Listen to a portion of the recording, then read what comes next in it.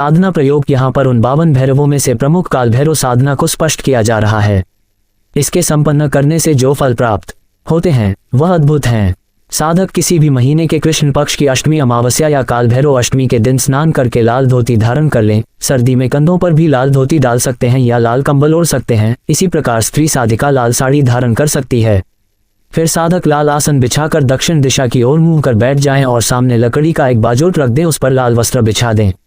उस बाजोट पर स्टील या लोहे की थाली रख दें। फिर इस थाली के मध्य में कुमकुम से, या ज्यादा अच्छा ये होगा कि सिंदूर से अपनी उंगली से ओम भः भैरवाय नमः लिख दें। फिर इस थाली के मध्य में काल भैरव यंत्र को स्थापित कर दें।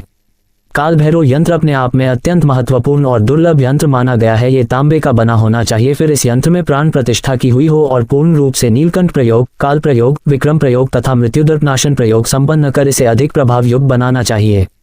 फिर काल भैरव यंत्र थाली में स्थापित करके उस यंत्र पर सिंदूर की 52 बिंदियां लगाएं, जो कि 52 भैरव के स्वरूप की प्रतीक होती हैं। फिर उस पर लाल पुष्प चढ़ावें और चावलों को सिंदूर में रंग कर भैरव यंत्र पर चढ़ावें। इस प्रकार का पूजन कार्य करते समय ओम भः भैरवाय नमः मंत्र का उच्चारण करते रहें। इस प्रकार संक्षिप्त पूजा संपन्न करने के बाद भैरव यंत्र के सामने एक कटोरी में घी और गुड़ मिलाकर भोग लगावें और तेल का दीपक जला दें। फिर उसके सामने निम्नलिखित स्तोत्र मंत्र का एक माला पाठ करें। यह अपने आप में स्तोत्र होते हुए भी तीव्र मंत्र के समान प्रभावदायक है, इसीलिए इसको स्तोत्र मंत्र कहा गया है। इसके जप में मूंगे की माला का प्रयोग करना चाहिए। भैरव मंत्र यम यम यम यक्षरूप दश दिशि विदित भूमिकंपायमान सम सम सम सहमूर्ति शिर मुकुट जटा शिखर चंद्रबिंबम दम दम दम दीर्घकायम विकृत नक मुख ऊर्ध्वरोयम करालम पम पम पम पापनाश प्रणमत सततम भैरव क्षेत्रपालम।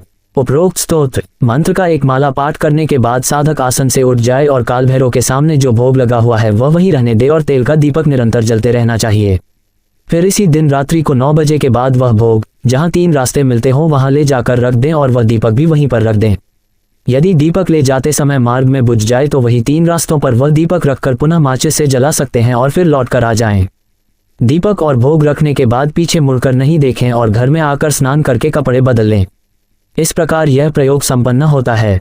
अब काल भैरव महायंत्र को घर में किसी भी स्थान पर रख सकते हैं। वह महायंत्र निश्चित ही घर की, व्यापार की, शरीर की, परिवार की और बाल बच्चों की सभी बाधाओं से पूर्ण रक्षा करता है। ये काल भैरव साधना कोई भी पुरुष या स्त्री संपन्न कर सकता है। यदि कोई स्त्री इस भैरव साधना को करती है तो उसके सौभाग्य की तथा सुहाग की रक्षा होती है तथा उसके बालकों को किसी प्रकार की कोई तकलीफ नहीं होती, उन बालकों की अकाल मृत्यु नहीं होती और न घर में किसी प्रकार की परेशानी आती है। इसके अतिरिक्त यह साधना सरल साधना है। यदि इस साधना में असफलता मिल भी जाती है या ये साधना भली प्रकार से संपन्न न हो अथवा साधना में किसी प्रकार की त्रुटि रह जाए तब भी किसी प्रकार का अनिष्ट नहीं होता और न किसी प्रकार का विपरीत प्रभाव देखने को मिलता है।